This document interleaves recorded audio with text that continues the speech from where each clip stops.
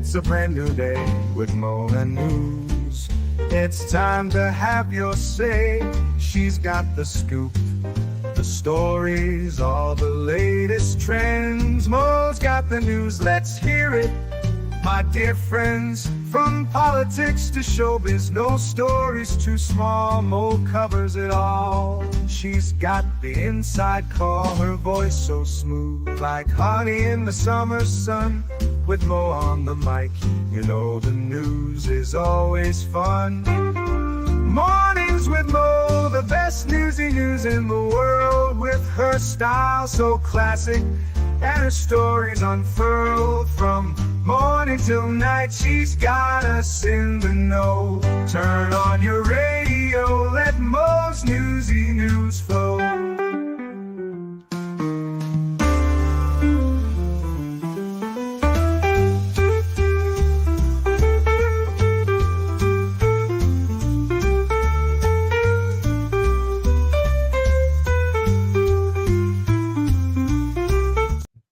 Hello, everyone.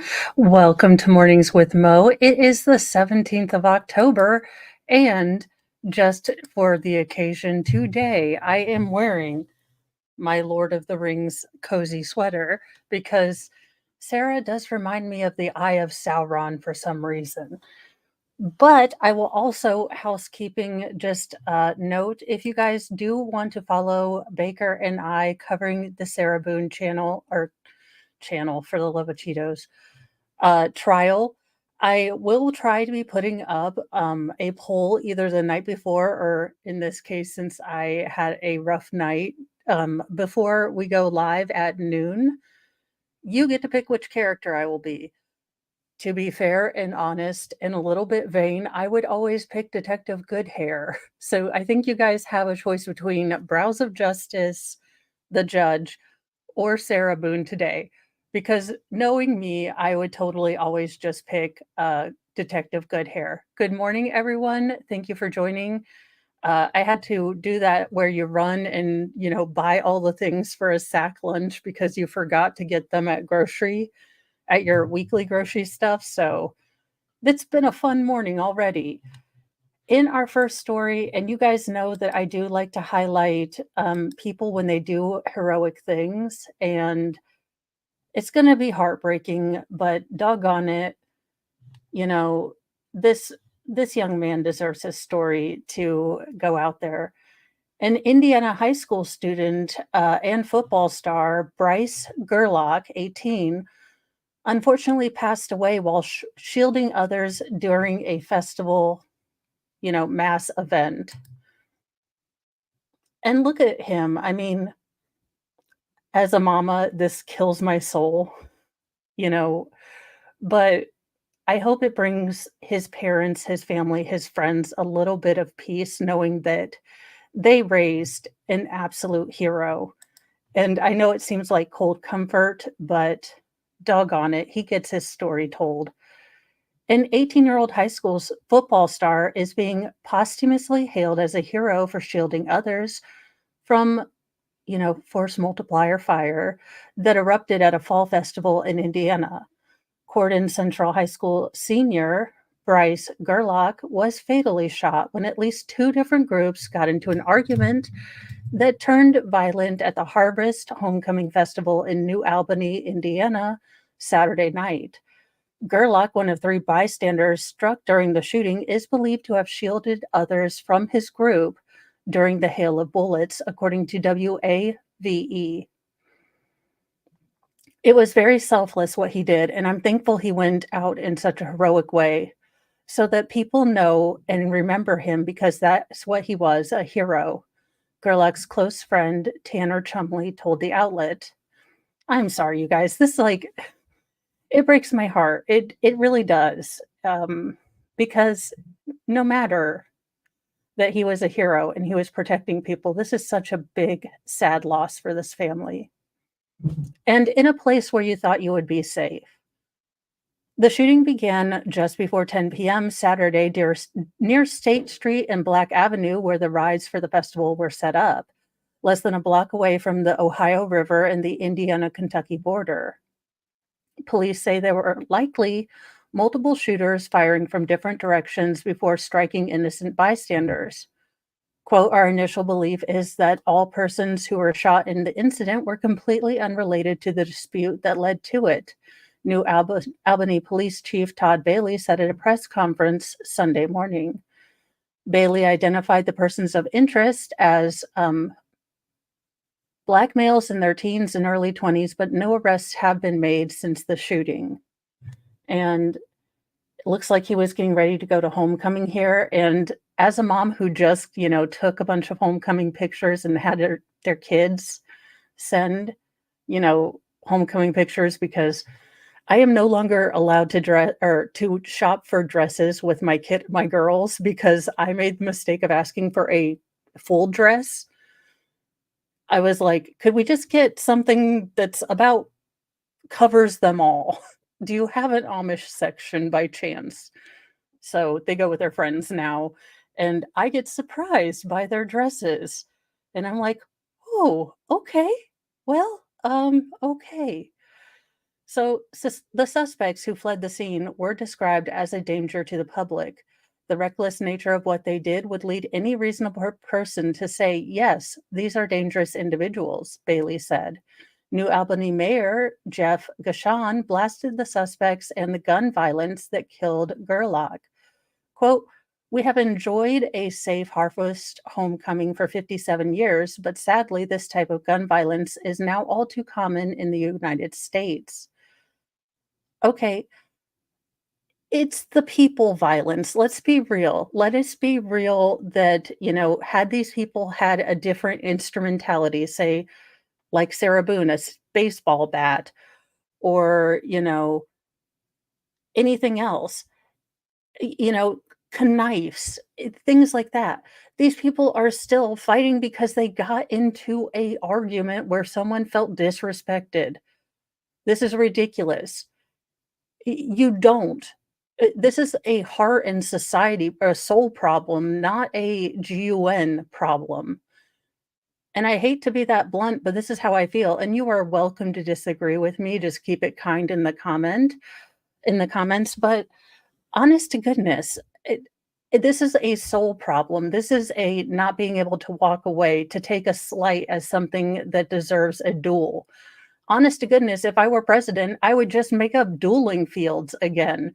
Like, look, I obviously cannot change your heart, your soul. You want to, pop people off for being disrespectful. Go over to these fields and keep your innocent bystanders, your babies that have to hide in, you know, freaking bathtubs in the middle of Chicago so they don't get hurt. You keep all those innocent people out of it. You guys, you want to go, go full tilt just for dishonor, you go to those. I'm done.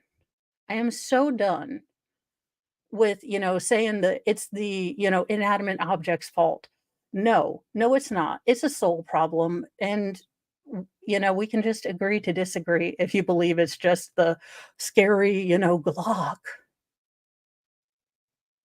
Along with Gerlach, Brendan Hagen and a 42-year-old woman were also injured in the shooting. Hagen was with his girlfriend and 10-month-old son when he heard a group of teens arguing in a nearby parking lot.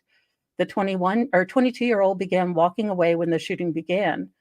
I heard the shots ring off, Hagen told WAVE from the hospital. It was either the first or second one that hit me right in the leg. And that's when I hit the ground for maybe half a second, but my adrenaline rush was going through the roof. So I got up on my left leg and got out the way. The bullet struck an artery and he was losing blood fast before he used his shirt as a tourniquet on his leg.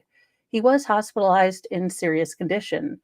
The unidentified woman was hit in her lower extremities and had been released. Sunday's Harvest homecoming events were canceled because of the shooting.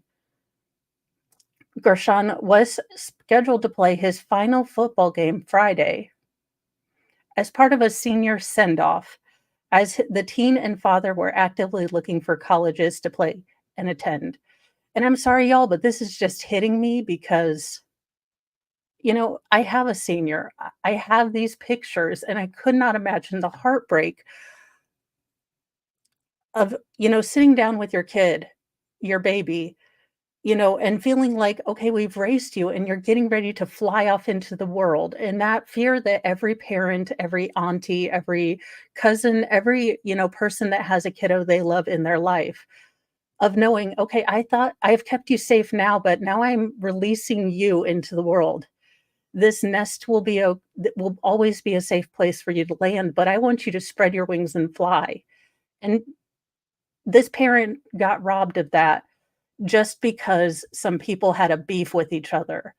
And it's just so god dang ridiculous. Gershon's father called out the evil shooting that took his son's life. His father told me that this is an example where evil will not win. Good and love will triumph. And I will say that the high school did a great job. They honored this young man, but this is ridiculous. If you are not mature enough to walk away when someone disrespects you, then then you know just you don't deserve to be out in society. We cannot trust you because if your feelings get hurt, you act violent. I'm about done. I'm about done of putting these stories up where little boys protect their mamas from, people that got put on parole, because our justice system thinks it's, incredibly mean to hold people to account for bad behavior. Ugh, I'm sorry. This story just had me feeling all the feels. And Sir Bryce, you did a good thing. You're a hero in my book, and I mean, you could have done no greater service than to shield your friends, and I'm sorry that you passed away. In another kind of sad story, I'm going to explain to you guys that I don't even know who was in One Direction, but unfortunately today, or yesterday, one of the members of One Direction, Liam Payne, um, possibly took his own life. I mean, the story is very illustrative of he probably took his own life, but I am I don't wanna, we'll get into the story. I don't read these before, and I'm like, "Who is One Direction?" I actually had to look that up, not gonna lie. A newly released emergency call detailed the chilling moments that led up to One Direction star Liam Payne's deadly fall from a hotel balcony in Argentina. A frantic manager for the Casa Sur Palmero hotel in Buenos Aires begged law enforcement and requested urgent assistance, alleging the out of control singer was putting his life at risk. Quote, "Hello, good morning. I just called and my line got disconnected.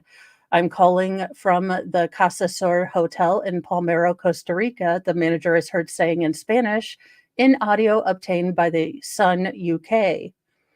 "What happened there, sir?" the operator replied. The manager, Esteban, claimed that Payne was destroying his hotel room and was under the influence of not street legal pharmaceuticals and booze. Quote, "Well, we have a guest who is drunk on both drugs and alcohol, and while he's conscious, he's breaking up the whole room, and we need you to send someone, please," the distressed manager pleaded. They discussed the location of the hotel, and the manager insisted, "We need you to send someone urgently because, well, I don't know if this guest's life is at risk. They must be in a room that has a balcony, and, well, we're a little worried he'll do something that will put his life at risk. How long has it been there, or is it a residential hotel?" And the manager replied, "He's only been here for 2 to 3 days." And then it gives you kind of, I mean, this is a bougie hotel, okay, you guys? This is a hotel, they would look at me, they would look at my hillbilly day pass, and they'd be like, "Nuh-uh, ma'am," because 'cause I'd ask where the Tupperware was. But, I mean, this is a very nice hotel. Resources were sent at 5:04 PM, and emergency medical services were requested after police were notified of a fall around 5:07 PM. Payne unfortunately passed away at the scene, with authorities saying there was no possibility of resuscitating him. His body was put on an ambulance, which drove away with a police escort. It is not clear if Payne's death was intentional or accidental, but the Security Ministry of Buenos Aires representative Pablo Policino, Policio declared that the musician had thrown himself from the balcony of his room. Eyewitnesses at the hotel told CMZ that Payne had been, quote, acting erratic in the hotel lobby shortly before the 31-year-old hitmaker fell from the third floor balcony. The pop star reportedly smashed his laptop in the lobby and had to be carried to his room. An insider told Page Six that Liam had been cycling through periods of ruinous behavior for a long time, adding that his demons were much worse than he let on. Shortly before his death, Payne claimed that he was having a lovely day in Argentina in a since deleted Snapchat story during his vacation with girlfriend Katie Cassidy. Cassidy flew back to Miami on Monday, 2 days before the tragedy. The couple was in Argentina to see his former One Direction bandmate, Neil Horan, perform on October 2nd, but stayed longer than initially planned. So I guess this is what he looked like during his One Direction days. I think my mom had that suit, not gonna lie. That looks like every 90s mom who watched Ally McBeal's suit. But, sir, you have the cheekbones to rock it, you rock it. And I will kind of step back here to say that I am sure that this manager feels overwhelming guilt for this. I am sure that his significant other, his girlfriend who left, it is soul destroying to watch someone unsuccessfully battle their demons and not take responsibility or accountability for them. And it is a cycle. And it's a heartbreaking cycle because every time it kills that little bit of hope that things could get better, just that much more, to where you become almost apathetic to save yourself because that hope can be deadly. That hope can kill your soul faster than, unfortunately, the drug abuse and addiction will, make the user succumb to their own demons, because it is a constant tug of war, a constant wish that they will go back to being the person that you knew, because this person in front of you is not them. They wear their face, they wear, their emotions, they speak some of the words, but they are not the same person. And I hope that both the hotel manager, all the first responders that had to see this, and his, girlfriend take the time to get some help for themselves, because as a person who carried around guilt for 17 years, it sucks. It just does. It's not fun. It's not fun to, go back and forgive yourself after carrying around 17 years of guilt. So please take the time. Take the time, feel these feelings. They suck. And you're going to feel all the feelings, all of them. It is really hard to mourn someone you have already mourned because they are no longer the person, and to deal with all the guilt and feelings of that. So please, please, if you're going through something like this, if you are struggling with addiction, please get some help. And for those of us that are on the outside that have to see people struggling with this,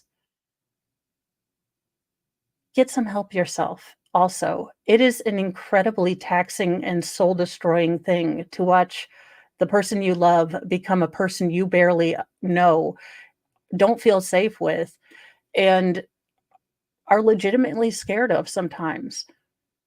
But you can't be the reason someone gets clean. And if that's a lesson I learned from all of this, is that you can't be the reason. You can't. You can love them, you can want them to get help, but unless they're willing to do the hard work to really look face on and see why they're making these choices, then sometimes for the long run, you just have to cut them out. You do, and you're not a bad person. You're not terrible, you're not unkind, you're not, giving up on them. No, there is a point where you need to put yourself and keep yourself safe and get yourself out of the cycle because they are using you as a crutch. And it sucks all the way around. So if you are struggling with addiction or bad mental thoughts, please, there are 24-hour hotlines. There are people you can call. You know, please do that. Please, please do that. You know, it's not weakness, it's not anything. Addiction is a pain in the A to get over. And I just try to give up, soda and stuff like that. And eventually I'm going to give up smoking someday. I know how I sound. I do know. But it's also about respecting yourself. And, you know, if you're struggling with addiction, please get help. And if you are a family member, also please get help because it is a nebula of weird and conflicting feelings that you have to walk through and go to through. And it's just, it takes a long time.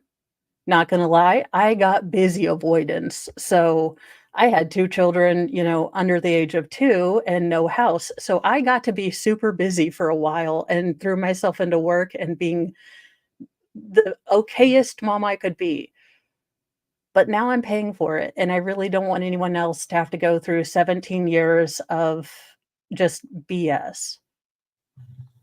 That is my, Oprah moment for today. Also, just another Mama Mo says, "Don't get selfies that are dangerous. What in the ever living schnell is this?"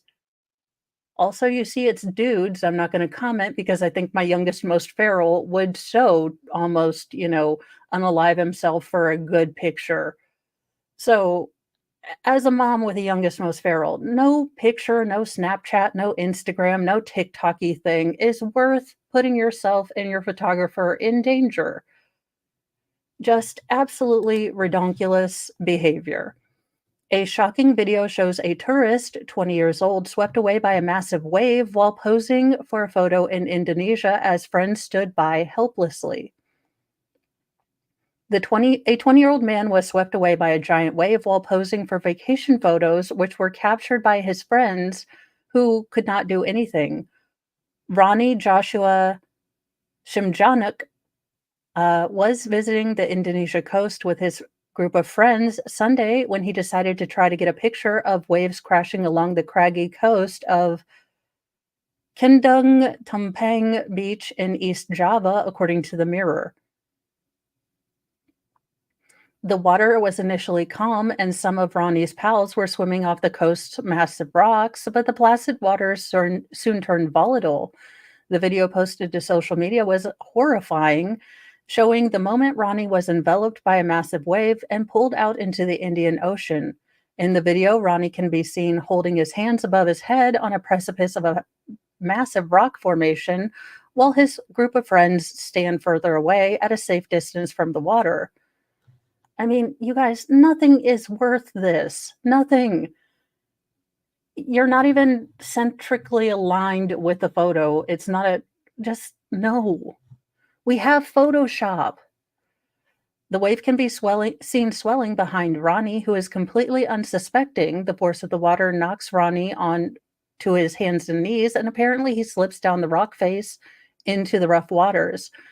Witnesses can be heard laughing as he was knocked off his feet, but those laughs stopped when they realized Ronnie was nowhere to be seen. Toward the end of the video posted by Maclumb Tur, the camera person zooms in on something floating in the water being pulled from the coast and into the ocean. Onlookers apparently believed that was Ronnie's body. I mean, again, you guys, this is so incredibly dangerous. Don't do dangerous stuff. It's not worth a click. And even if his friends wanted to help, there is nothing they can do. Authorities were still searching Wednesday, but they said they will call off the effort if he is not found by Sunday. The waves have been between 6.5 and 14 feet high, said a spokesperson for the National Search and Rescue Agency of Indonesia. It's creating a huge obstacle for our team. Ronnie is still considered missing. Unless you're on Shark Week or your name is Steve Irwin. But other than that, I'm I'm not gonna do it. I wouldn't, but I'm not a TikToker. So hopefully for his family's sake, they are able to find his body and they are able to say their final goodbyes to him, but it's not worth it, guys. You guys have so much life left to live. It's not worth getting a like clicky thing. Well, there are mystery blobs showing up in Canada, and any ideas of what they are, all of them are things that make you want to go, ooh. Mysterious white blobs are washing up on Canadian beaches that stump the experts. Ew. Beaches across Canada's far northeast, Newfoundland, and Labrador province have been increasingly littered with mysterious white blobs. Their appearance so far has befuddled scientists and led Canadian officials in the region to launch an investigation. I, I'm sorry. This is the news. This is. We'll just go back to the not so close up, but this is what it looks like. I don't know. It looks like when you accidentally wash a diaper in the wash machine. Y'all, sleep deprivation is a thing. Sometimes you're just and newborns just go through all the clothes, especially if you're my kids. So, yes, I have washed a diaper in the wash machine, and those things are ugh. Beachgoers first noticed the unusual blobs on the shores of Newfoundland and Labrador. Is it Newfoundland or Newfoundland? Newfoundland. I don't know. People say it differently, and I always try to say it the way people look. That is a possibility, Fundian. People began sharing photos of the gelatinous clumps on Facebook, with more than 40,000 members that is dedicated to exploring the region's coastal area. Anyone know what these blobs are? They look like tun dough and all over the beach, wrote Philip Grace on Beachcombers Facebook group, comparing the finds to a regional dish. These were in sizes ranging from a dinner plate right down to a toonie, which is a Canadian $2 coin. Some people online speculated that the mystery blobs could be a result of ships dumping substances into the ocean, while others suggested it could be whale boy part juice. Whale boy contribution to life-giving material, whale vomit, or even ambergris, a byproduct of sperm whales that is valued for its use in perfumes and other products. And all I'm thinking now of is this the Bob's Burgers, where they found a whole lump of ambergris on the beach. But experts weren't going to be dragged into the speculation. Environment and Climate Change Canada, the government's agency responsible for investigating the mystery, simply referred to the blobs as a mystery substance when asked on CBS News on Tuesday. Newfoundland resident David McGrath told the Guardian newspaper that he had seen hundreds of the items scattered along his local beaches. They look just like a pancake before you flip it over when it has those dimpled little bubbles. I poked a couple with a stick. The most dude thing to do. I love it. He's like, I'm a bit of a scientist myself. I poked it with a stick. You know, hell, I myself would be tempted to poke it with a stick. It is the first form of science that man created. I don't know. It's like those old commercials. Even a caveman could do it. One caveman's looking at the other like, I don't know. Let's go poke it with a stick. I've lived here for 67 years and I've never seen anything like this. Never. They sent the Coast Guard over and I asked them how bad it is. They told me they had 28 miles of coastline littered with this stuff and no idea what it was. McGrath said, "Is it toxic? Is it safe for people to touch? Well, if you only touch it with a stick, I think you'll be okay. But, wash your hands." Samantha Bayard, a spokesperson for Environment and Climate Change Canada, told CBS News that the agency was first informed about the mystery substance on September 7th. Environmental emergency officers visited the site at least 3 times to assess the situation and collect samples. To date, the ECCC has conducted several aerial, underwater, and manual surveys of the beaches and shorelines in the area to determine the extent of the substance and what its potential source. She said, "At this time, neither the substance nor the source has been identified." Way to go, Canadian government. We sent a bunch of people out there. We do have to wait for the paperwork. They have to fill out an ID-10 form. They've got to do a bunch of other stuff. It their TPS reports. And one day when you're not paying attention anymore, we will give you the answer. Now, Bayard said a preliminary laboratory analysis suggested that the material could be plant-based, but stressed that additional analysis was required before the final determination could be made on the substance and its potential impacts. And it looks like you only have to wait 6 to 17 weeks for them to figure it out. Thank you for working at the speed of government, Canada. Let's add some more regulations. In a funnier story, I hope, because good Lord, we've had some not so fun ones. A son's hilarious obituary for dad goes viral. Quote, "He's God's problem now." Please, children, please, I'm begging you, write a funny obit for me because this looks like it's going to be great. You'll be dying to read this. A Texas man penned a laugh out loud obituary for his late father, letting the public know that he's, quote, "God's problem now," end quote. Charles Boehm of Houston, Texas, recalled the life of 74-year-old Robert Boehm.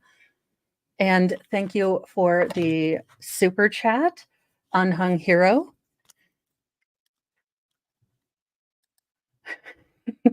I poked it with a stick. Don't you know? Yeah, come on. I think it's human nature. Everyone would have taken a stick and been like, "That is weird." Now, my feral would smell it because that's just how that's how they would be.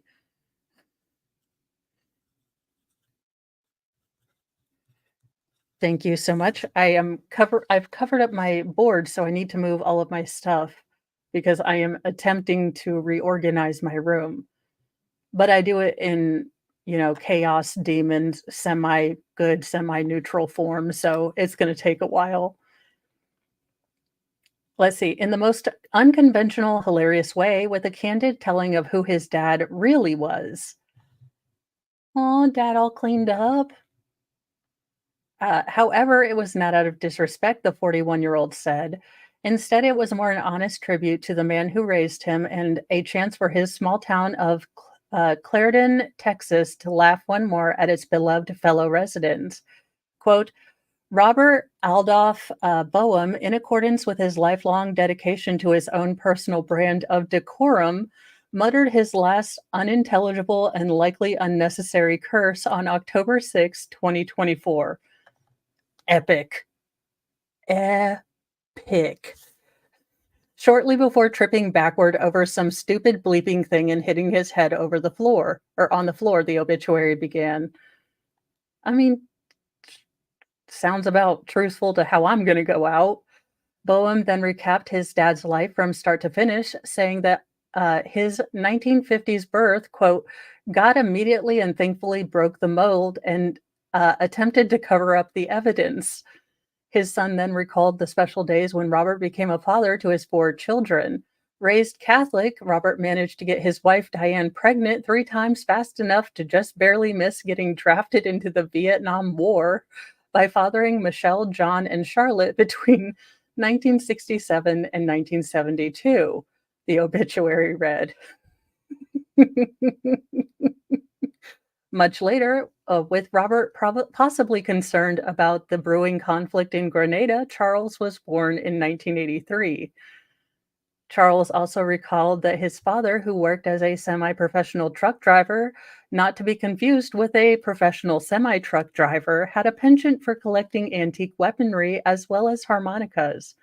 The latter caused, quote, his beloved dogs to howl constantly at odd hours of the night to entertain his many neighbors and occasionally to give his many, many, many grandchildren and great grandchildren to play loudly during long road trips with their parents. Oh, that man, sir, you gave your grandchildren harmonicas? Sir, sir, I'm okay with you sending them home having eaten nothing but picky sticks and Mountain Dews, but a harmonica, that is a bridge too far. Those are almost as bad as recorders.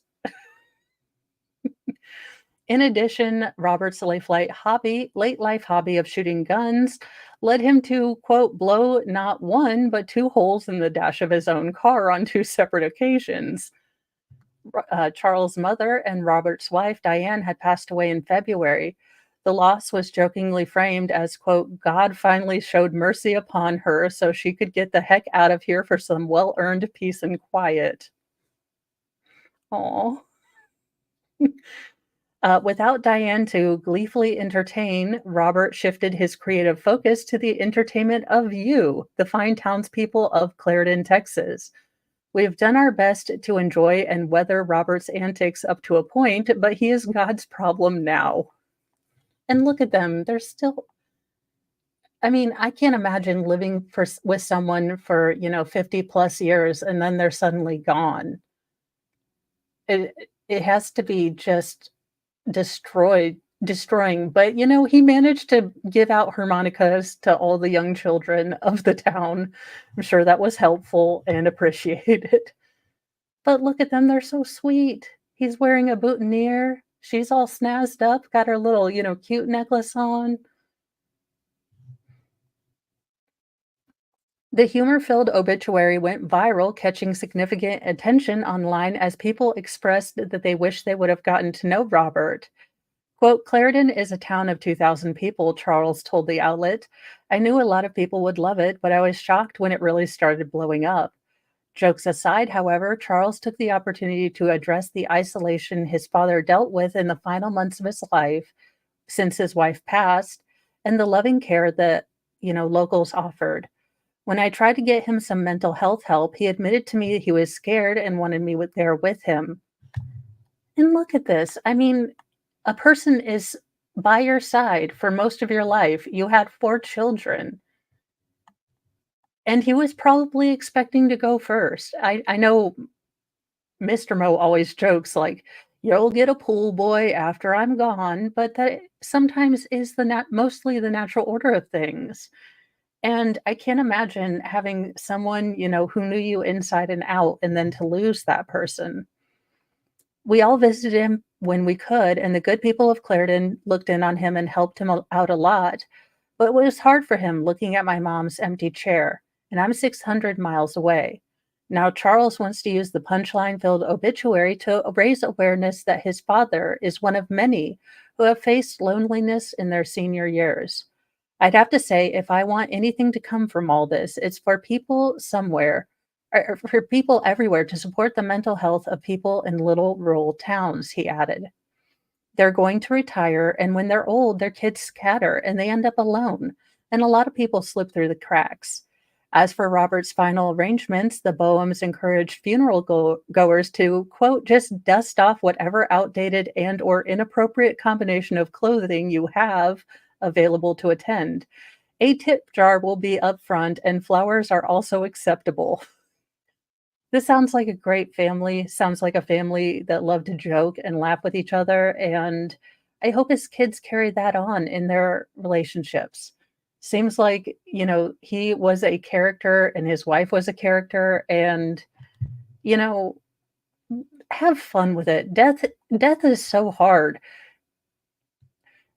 That's why I always say when I hear about a death, there are no words. We all just say weird, like ridiculous stuff that pops in our head because we really want to say, death sucks and this sucks and I don't know what to tell you and I want you to feel better, but I can't help you feel better. So I'll just rattle off some dumb thing that I say.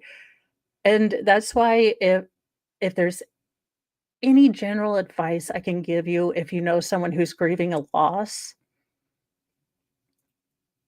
don't ask them stuff. Just sit there with them, hold their hands. Eh, they know, I know, you know that there's no words that is going to help them right now. But let me tell you, when someone just sat there and held my hand and said, "You're sitting through something right now, and I'm just gonna sit with you. I'm here." That was that was more powerful to me than all of because good lord, the things that come out of my mouth. And people are always like, "I don't know what to say to you," and I'm just like, "No one does. It's okay. It's okay, you can just say this sucks donkey balls, because it does. No one wants to be a part of this club. Just sit with the person, just check in with them. Check in, maybe your aunt lost your uncle, maybe your uncle lost your aunt, maybe your dad or mom. Just check in on the people around you. I think we've gotten so used to, "Oh, well, just text people," and number 1 culprit right here, like, I would rather text than be on the phone any situation pretty much, but check in on people. We got really isolated for a couple years. Check on people, do things. You know, there are not gonna lie, as an unsocial person, here's my PSA. Your Walmart has them, my Walmart has them, you know the guy, he is there every day, probably doesn't need groceries, he's on the little walker, and if you have a kiddo with you or something, he's like, "Oh, that is a fine young man," or "That's a beautiful little girl," and he just wants to talk to you for a couple seconds. Now, these can be the hardest situations to get out of because then they wanna talk to you for about forever, but talk. If you're not busy, just talk. Just talk to someone. Listen to him. He's probably at Walmart because it's the only socialization he gets. Be kind. It doesn't take much. And, if it makes him have a happy moment, listen to whatever. Like, I'm not going to tell you nothing, but these grocery prices are getting expensive. And you know why that is.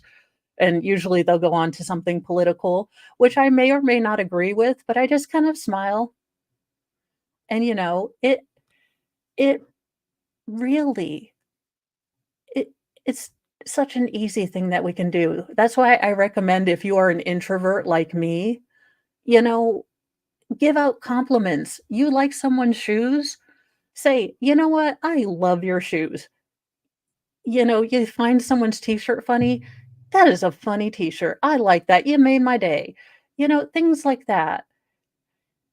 I don't have the answers for all these hard questions. I'm not gonna solve global warming. I am not gonna, cure, gonorrhea syphilitis, but I sure as heck can tell that gentleman every day, "I like your hat. Thank you for your service.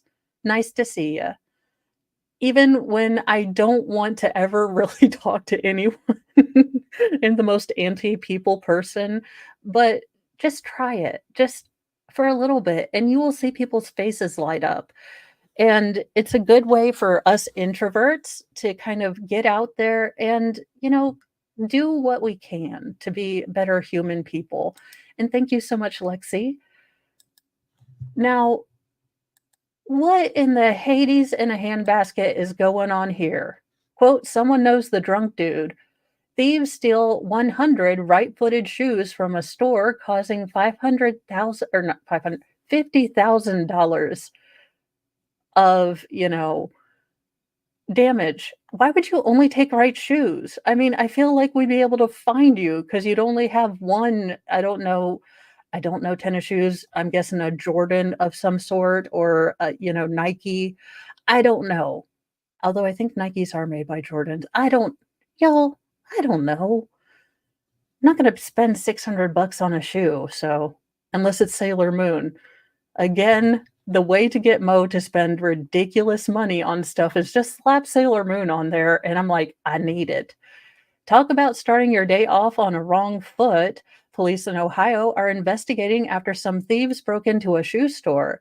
It happened around 2 a.m. on October 8th at Soul Bros 513 in the downtown area. Here's the kicker. According to the owner, the criminals stole 100 shoes, but not pairs of shoes, just the right ones. There were also some pairs of shoes taken along with clothing. The owner, Hunter M, posted on social media. Okay, you guys, tell me how you would pronounce this name because Meg M. Look, I failed hooked on phonics. I don't know. So the owner put this on social media, hoping that online sleuths would crack the case. If anyone has any information or recognizes these people or anything related to it, reach out and let us know, he wrote. Share this, show to your friends. If you hear anything or see anything, reach out. I know someone's boy has a limp right now after jumping out the window. I know someone knows the drunk dude that took over 100 right shoes. I know someone knows the lady who knows she shouldn't have been there. Cincinnati police also posted a clip of the incident. Hunter told ABC affiliate WCPO that the burglary was so frustrating and a huge hit to his inventory that he may just close the store. He said he did receive a notice from his alarm company that there was a burglary in process. He rushed to the store, but the thieves were gone when he arrived. I realized they took almost every other shoe and to a lot of pairs that were on the wall. At that point, it's really just a demoralizing thing. It's been a tough couple of years for his business as someone drove a car through the front door of the store's previous location. This business and entrepreneurship has been a true test of everything for me. So if you have, a a possibility of knowing these people, please get this man's stuff back. He has already tried to weather a lot of things as a small business, and people coming in being absolute dingleberries with no, I'm going to say it because this is what I heard every day when I was in IPS, Indiana Public Schools. There is no home training. This is a home training problem. You do not touch other people's stuff. You do not mess with other people's stuff. I am constantly on youngest most feral because he wants to go into everybody's room and touches, all their stuff. And I'm like, no, no, this will get you arrested one day. You know, don't do that. Don't touch other people's things unless you have permission. It's called home training. It used to be what I will admit, I was a goody two shoes in school because I knew I would still be in an ICU if I tried to talk to my mom the way some of these kids on TikTok are talking to their mom. I would still be in a coma. Gentle parenting had not been invented. I was a latchkey kid, not gentle parented. For the love of all that is Cheetos.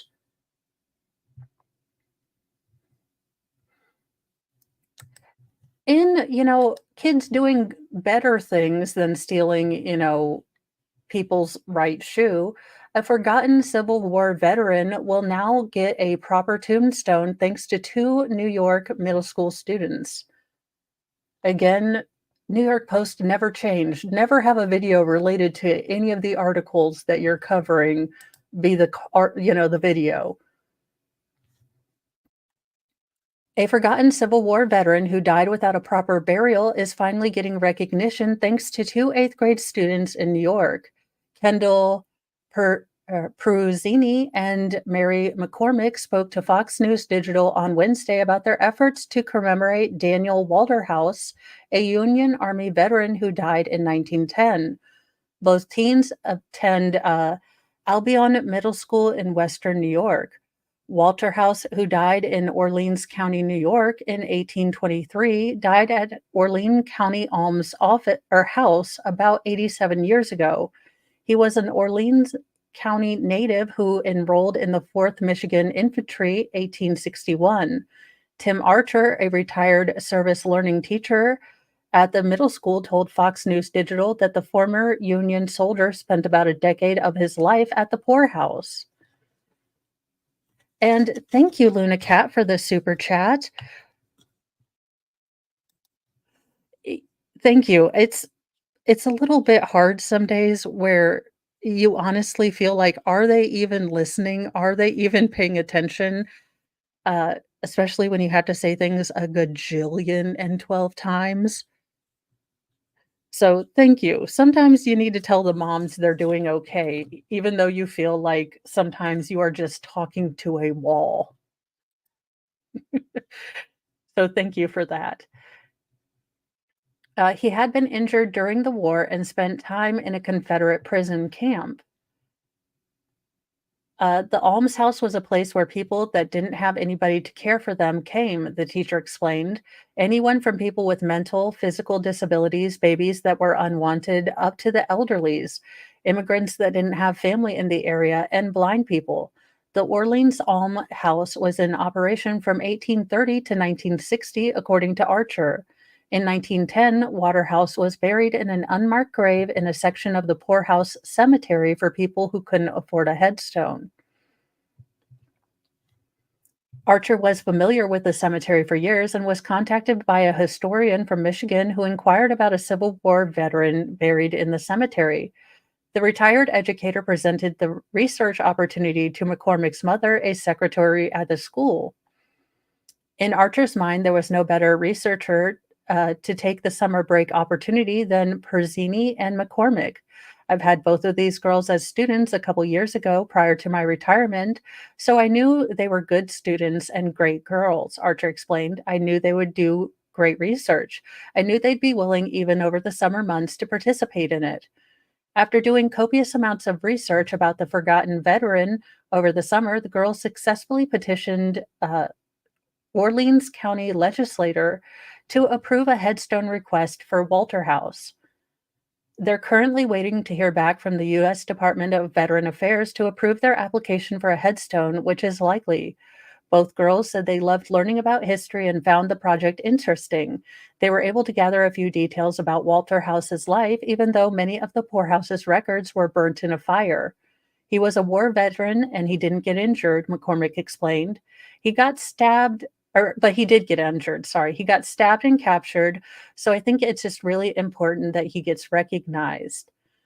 I like history a lot, she continued. We studied Civil War in classes and explained to our classes about this project and that we're doing, and it's very interesting.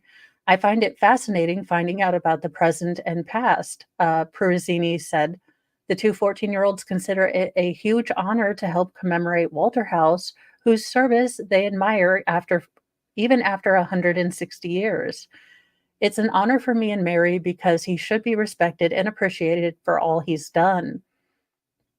I would love to recognize more people, and I do think there are opportunities for more war veterans to be recognized.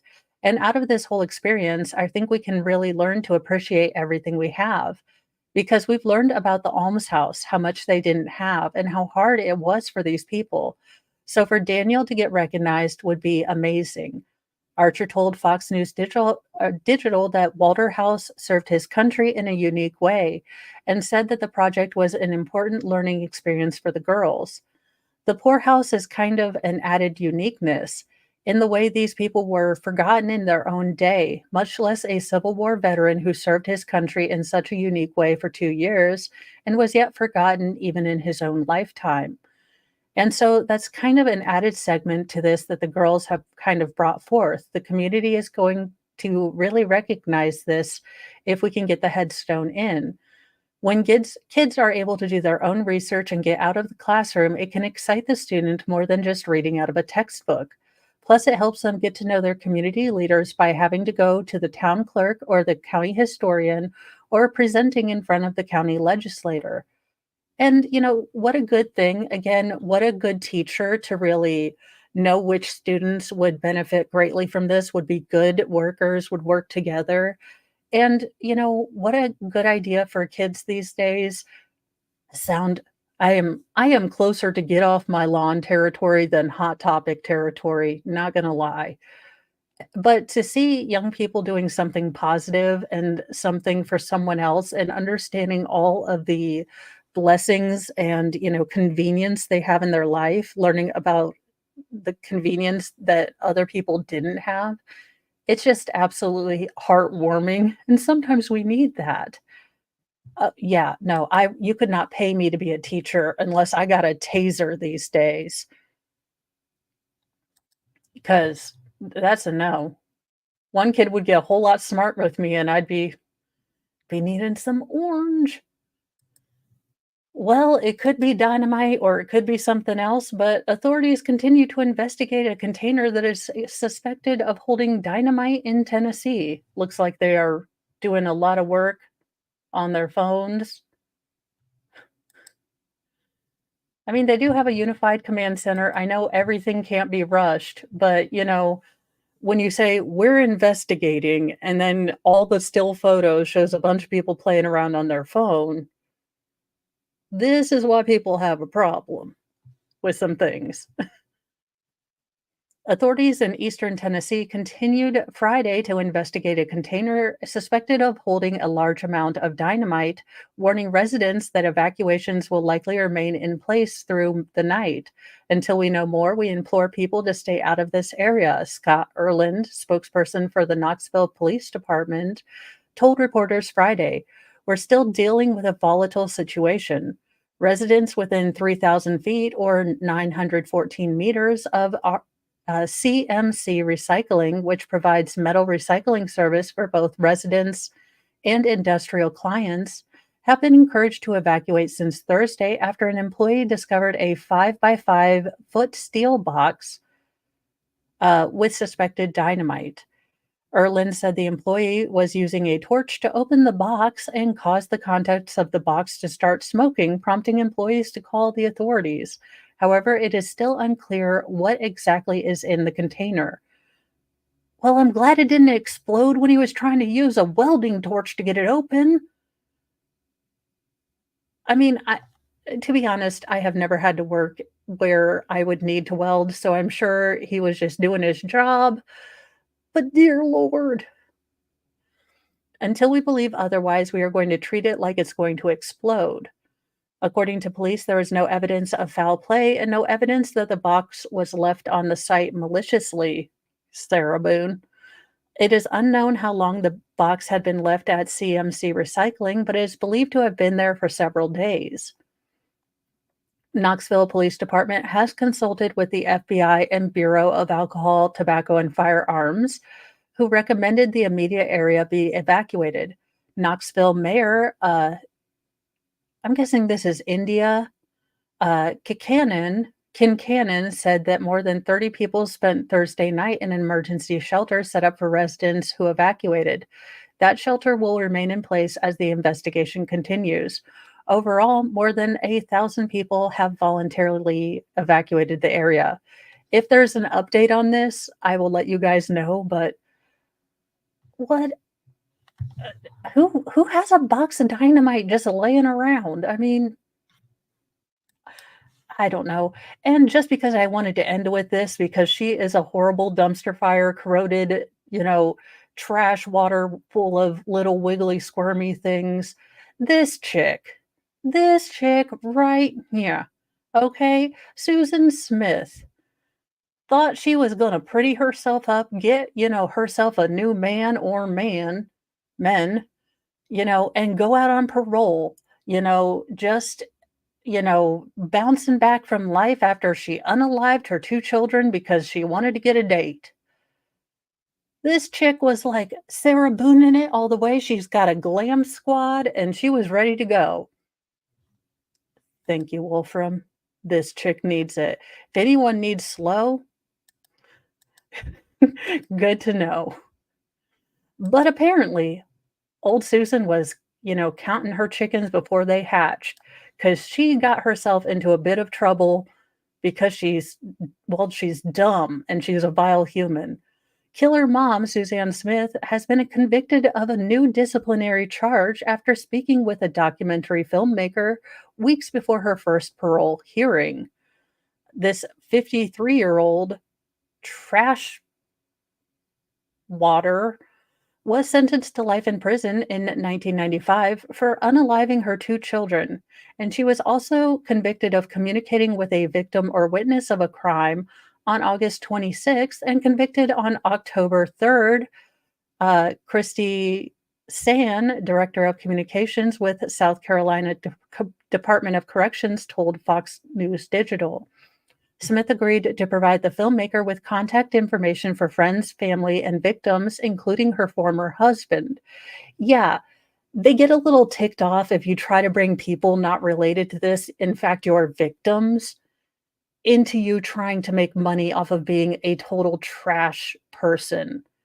You gross, disgusting human being. She's like, I'm gonna get a Lifetime movie like Gypsy Rose.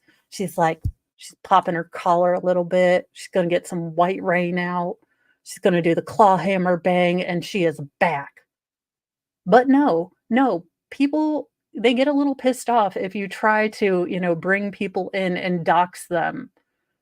Just ew. So let's see. The filmmaker deposited money into Smith's account for calls and canteen, according to the incident report, which redacted the filmmaker's name. The South Carolina Department of Correction inmates are not allowed to do interviews on telephone or in person, according to the SCDC policy, but they may write letters. Smith will become eligible for parole on November 4th, 30 years after she confessed to drowning, watching them.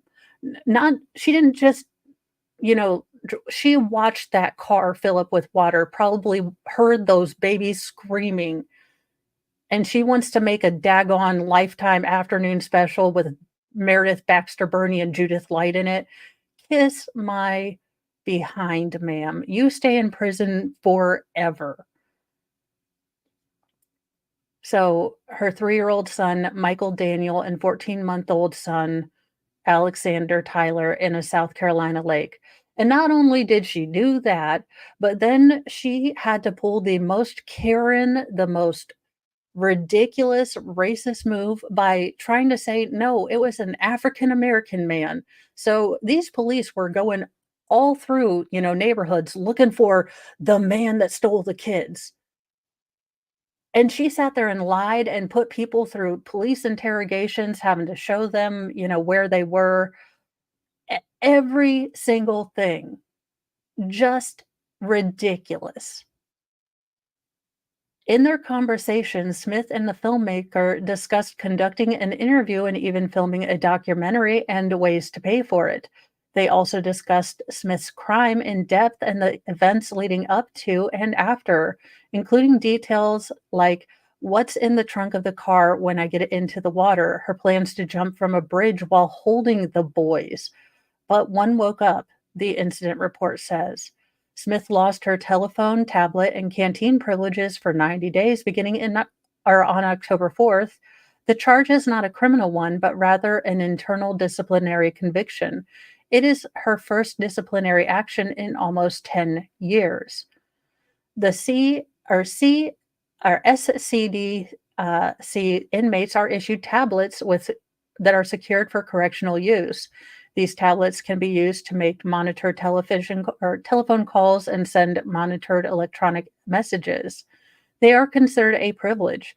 The department will determine if and when inmate Smith can earn her opportunity to be issued a tablet again.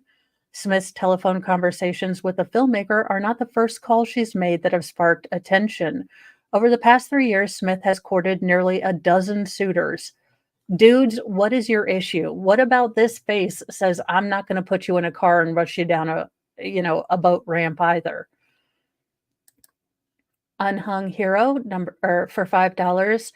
It's the guy that got killed alongside Dahmer was in prison for unaliving his wife, trying to blame, yeah, garbage people. garbage people, and she put those cops. Look, I get that there are bad cops. I get that there are police officers that are there to be giant adult, biffs from Back to the Future. But then you get these divers that had to see these poor babies just strapped into their car seat. You think that doesn't wake them up, from nights with night sweats and terror? It pissed me off that, I mean, this is when I became a 83-year-old man you know, with a bad attitude. I became Archie Bunker because I was like, I told my mom, because my mom is always about, or at that time, she was like, "I just don't understand what happened in her brain." I was like, "I don't care what happened in her brain. She should get the death penalty." And my mom was like, "You're 9."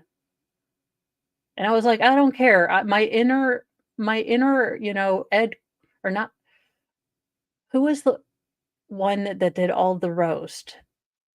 Don Rickles. My inner Don Rickles was having none of this. I was like, "Nope, she's a horrible person. She lied. She got everyone to look for those kiddos, and, then she turned out to be a horrible human being." Uh, Off to the moon with her. And my mom was like, "Well, maybe she had a do what now?" Yes, as I have said, I was my mom's weird child that was arguing, like, "Lock her up for life," at 9 years old because I just saw things with the internal logic of a child and was like, "Bad, bad. Yeah, kinda just lock her up. Don't care about the reason." Now, criminal defense attorney Philip Holloway previously told Fox News Digital that her chances of an early release were unlikely. "I expect that she would be denied parole. The facts of the case are horrific," Holloway said, "and I see it as unlikely that she would be released into society." Whether Smith's latest conviction will affect her upcoming parole, hearing is unknown. Not to mention, she has to accept responsibility, and she has yet to do that. There were factors in my mental health and this, that, and the other. No.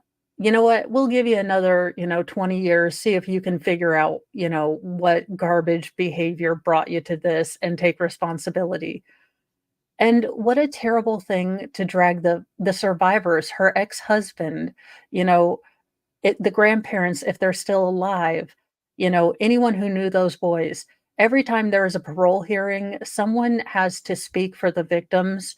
And can you imagine every 2 years, you're gonna have to see this absolute dingleberry trash bag human, and you're gonna have to sit there listening to her bloviate and whine on in total Sarah Boone fashion, like, "I was very scared, and I was lost in my mental health and postpartum, and drinking, and" okay, Diane Downs, sit the hell down and go away. Ooh, and that is great. I'm glad that they are slowly but surely getting, stuff done. And that is our final story. Hopefully, this woman stays in prison for the rest of her life, making Levi's or whatever the hell she has to do to be somewhat useful. And they cut her off from, criminal pay or pen pal. And men, what about this face is like, "Oh, I'm gonna put some honey bun funds on her account." Them are some soulless, dead Manson eyes. But hey, y'all do you. I'm just saying, from Mama Mo, there is not enough smexy in that face to cover up evil. Oh no, no, no. Thank you, Shizzy. Have a great day. I will be putting up the poll, either Sarah Boone or Brows of Justice, for our first day opening statements. I may not keep the thing on the entire time, but make sure that you guys, vote. It will be on the community thing. I will put it up as soon as I finish here, and then join me and Baker. Yes, I am dual streaming with Baker. So I will either be Brows of Justice today, the judge. I have a judge robe, y'all know, or I will be in Sarah Boone regalia, but I'm not changing my sweatshirt because I don't know. She reminds me of the Eye of Sauron. Really, she does.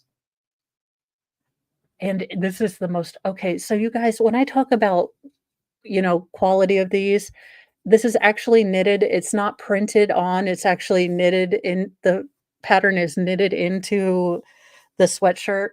Yes, I get it, huge enormous. I like bigger sweatshirts, but in a small personal victory, a couple of the shirts that I wanted were only available in a much smaller size, but they are still somewhat baggy.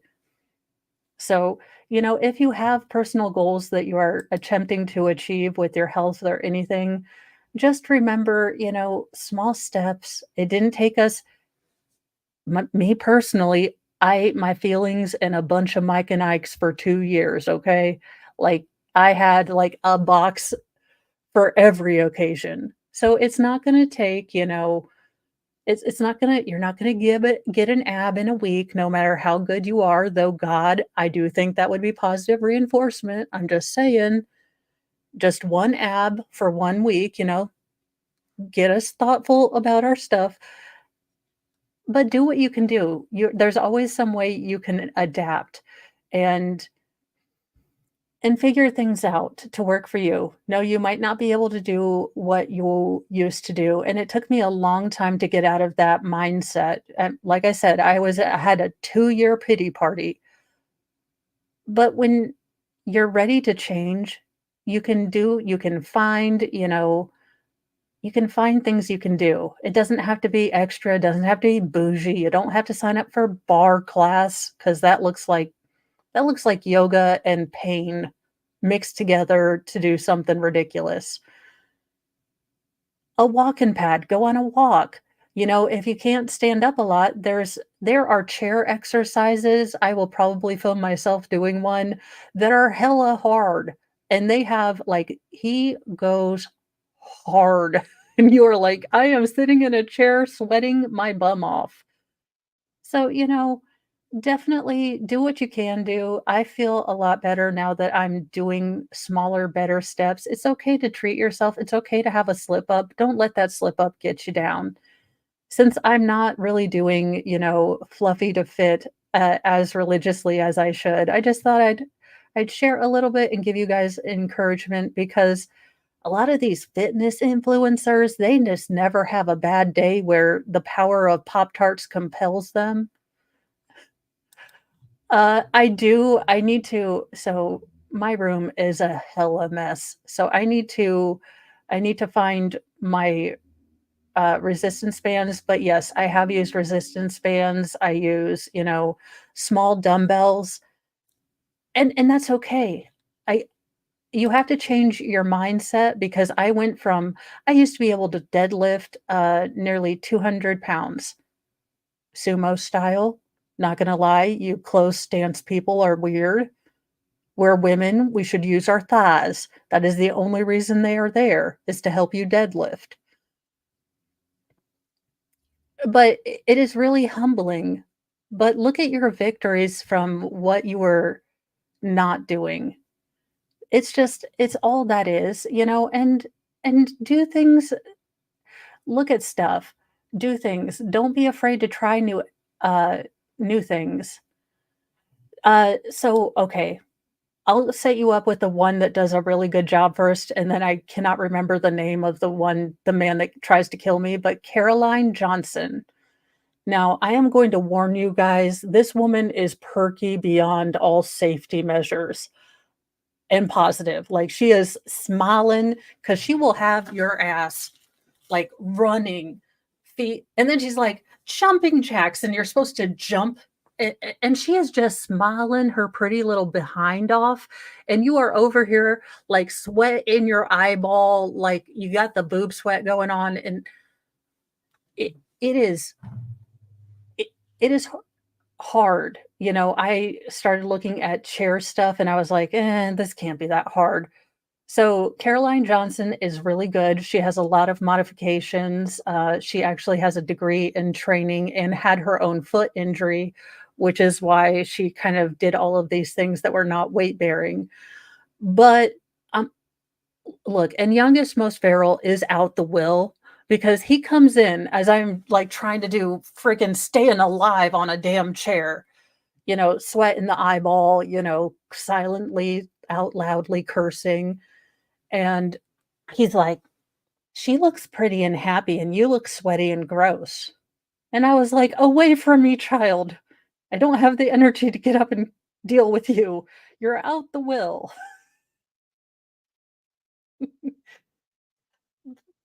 But, if you guys have any questions about what I am trying to do, I am her perking. Look, I don't listen to her with the volume on anymore because she's like, and I'm not trying to hear all that at 4 a.m. when I know I am going to end up with sweat in my eyeball, like one dripping off my nose, looking like Sarah Boone in a church, just spazzing out. Uh, But, just take care of yourself and reach out to people.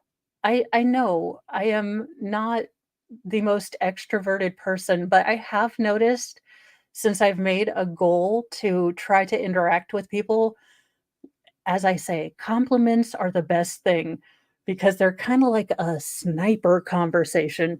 You can, go in and say, "I love your t-shirt," and then you can walk away sometimes.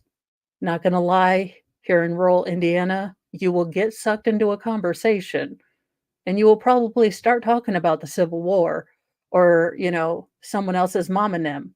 I'm not gonna lie. You might not be able to do this in rural places and get out, but you can always try. And you just see their faces light up. And if that obituary story told us anything, is that, we need to start being a little better at connecting with people that maybe fall through the cracks. Maybe, a stoic older man who doesn't always say, "I'm lonely, I'm scared, my wife's gone, what do I do?" But you can make their day just by being there and just listening that for them to them for, a little bit. And, use common sense, obviously. Don't go if someone looks like they're pissed off. You know, don't but we can't solve the big problems, but we can definitely make an impact on the people around us. And that's hopefully what I try to do with the stories and everything else and bringing a little bit of humor. You know, there are a lot of streamers when I was going through my really dark time that put out content that just helped me forget where I was for a couple minutes and let me laugh and let me do this. And I am so honored to be able to pass that on and be that for some people some days. And it's an incredible feeling. If I lost all my subs, I'd still do it because it's an incredible feeling to be able to pay back, creators that got me through some really hard times to do that for other people. And, if it's as small as a compliment or saying hi to someone or maybe talking to someone, you know, let's just try to do that. There's so many bad stories in the world. We can do a little better. Well, I mean, not in Chicago. Again, use your noodle. That's what God gave it to you for. Use that. And one book recommendation is S.E. Smith's Choosing Riley. She has a badass grandma named Pearl who has Pearl's rules for life.